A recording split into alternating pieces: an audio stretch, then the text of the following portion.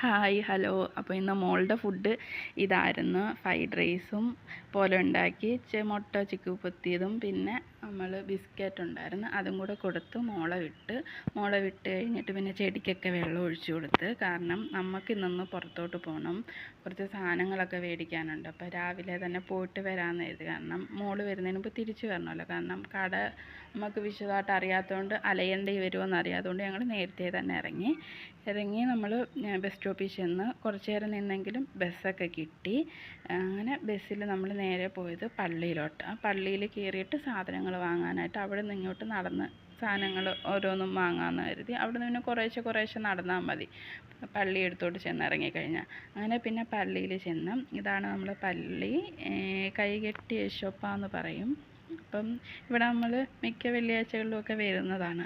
അപ്പോൾ മെഴുകുതിരി മേടിച്ച് അകത്ത് കത്തിക്കാൻ വേണ്ടിയിട്ട് മെഴുകുതിരി 2 പാക്കറ്റ് മേടിച്ച് പിന്നെ നമ്മൾ അകത്ത് കയറി കുറച്ച് നേരം പള്ളിക്കകത്ത് ഇരിക്കുകയും എടുക്കുകയൊക്കെ ചെയ്തു. പിന്നെ പുറത്താണ് നമ്മൾ മെഴുകുതിരിയെല്ലാം കത്തിക്കുന്നത്. അങ്ങനെ പുറത്തിറങ്ങി മെഴുകുതിരിയൊക്കെ കത്തിച്ച് ഒന്നും കൂടെ ഒക്കെ പ്രാർത്ഥിച്ചിട്ട് പിന്നെ തിരിച്ച് നടന്ന് പള്ളിയിൽ നിന്ന് പുറത്തിറങ്ങി. പിന്നെ നമുക്ക് വേണ്ടുന്ന സാധനം മേടിക്കാൻ നമ്മൾ ജെറോം നഗറിലോട്ടാണ് പോയത്. പക്ഷേ അവിടെ നിന്ന് നമുക്ക് വേണ്ടുന്ന സാധനങ്ങളൊന്നും കിട്ടിയില്ല. പിന്നെ അവിടുന്ന് കടകളൊക്കെ ചോദിച്ച് നമ്മൾ പിന്നെ വേറൊരു കട, ജെറോമിൽ നിന്ന് ഇങ്ങനെ പുറത്തോട്ട് ഇറങ്ങിയിട്ട് ചിന്നക്കടയിൽ ഒരു കട കണ്ടു. പിന്നെ അവിടെ കയറി സാധനങ്ങളെല്ലാം മേടിച്ച് കഴിഞ്ഞപ്പോൾ അവിടെ ഈ കേക്ക് ഉണ്ടാക്കുന്ന ഐറ്റംസ് എല്ലാം ഉണ്ട്.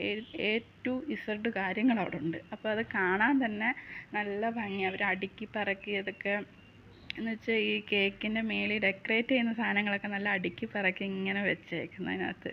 അപ്പോൾ അത് കാണാൻ ഒരു രസം തോന്നിയപ്പം അതിൻ്റെയൊക്കെ കുറച്ച് വീഡിയോസും കാര്യങ്ങളും എടുത്ത് കാണാത്ത കുറേ കാര്യങ്ങൾ കണ്ട് അതിനകത്ത് കയറിയപ്പം മേടിക്കുക. കാരണം ഓരോന്നും കാണുമ്പം എടുക്കാൻ തോന്നുന്ന രീതിയിൽ അവർ ഓരോ സാധനങ്ങൾ കാണുമ്പോൾ എടുക്കാൻ തോന്നും, ആ രീതിയിലാണ് ആ കട.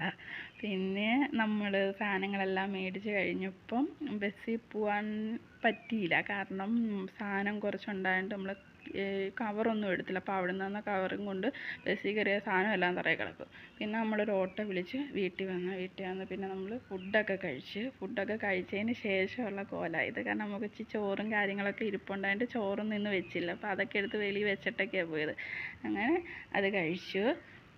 പിന്നീട് ക്ലീൻ ചെയ്യണമല്ലോ എന്തായാലും. അപ്പം ബാക്കി വന്ന ഫുഡും കാര്യങ്ങളും എല്ലാം നമ്മൾ മോക്കുണ്ടാക്കി ഇത് മാത്രമേ ഉണ്ടായിരുന്നുള്ളൂ പിന്നീട് വന്നത്. ഇന്ന് രാവിലെ ഉണ്ടാക്കി അതൊക്കെ ഒരു കുഞ്ഞു പാത്രത്തിലാക്കി വെച്ചിട്ട് അടുക്കളയെല്ലാം വൃത്തിയാക്കി. പെരയൊന്നും തൂത്തിട്ടില്ലായിരുന്നു, പെരയെല്ലാം തൂത്ത് വാരി എല്ലാം ക്ലീൻ ചെയ്തിട്ട് അപ്പോഴത്തേക്ക് സമയം ഒരു 2:45 ആ ഒരു റേഞ്ച് ആയായിരുന്നു. അപ്പം 3:20 ആകുമ്പോഴത്തേക്ക് മോള് വരും. പിന്നെ അവളെ വിളിച്ചുകൊണ്ട് വരിക ഉള്ള കാര്യങ്ങളൊക്കെ ഉള്ളൂ.